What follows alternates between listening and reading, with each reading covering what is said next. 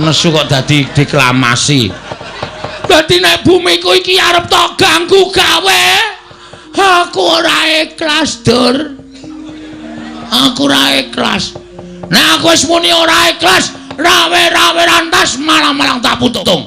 Ora nyawang kowe iki derajate apa? Ora nyawang kowe iki derajate pendhita. Nek mung arep gawe geger, arep gawe rusak, ajange diadane Bagong. Wah, edian Bagong. Ora usah cerewet kowe. Iya. Ajange diadane Bagong. Enteni nang kene. Nang ndi, Gong? Salin. Wah.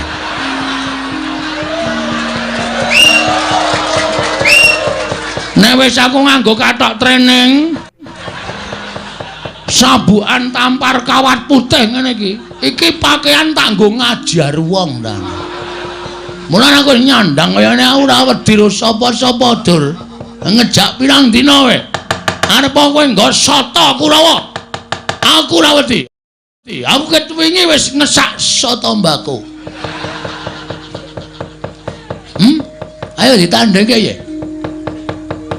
Perkara karo boyong karo Semar boyongen ning rasa ngrasani karo wong Karang Kadempel. Nek Semar ora gelem tak boyong ning Karang Kadempel. Utang nang negara Ngastina. Oh, kawula Karang Kadempel kene tak bumi angos tenan Bagong. Iki sing dadi masalah. Ngrampungke ora ning kene. Ayo, golek papan sing jembar. Golek papan sing jembar. Bagong ki wong kulino gelut. Tandane, Kowe ngerti ra? Terminal Deksoi gentone iki.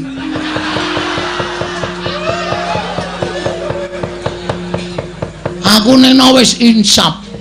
Aku wis ora manggon ning kono mergo aku wis tutuk lekku edan cara mbiyen. Dadi nek arep golek masalah karo aku ketangga ora Dur. Lho, nek ngono kok wani karo Durna? Genah wis ucul klambi kok ora wani piye? Wis nganggo training kaya ngene kok. Iki nek nggo nendang ora bakal suwek. Hah? Wong wis suwek ket wingi kok. Oh, ha iya ngono kok. Wah, iso mlebu tangan. Mula aku nek kukur-kukur penake ra jamak-jamak. Anggere turu tak kukur kaya kejel-kejel. Dapure ora. Hah? Mula ana bedhekan bakso apa sing paling enak?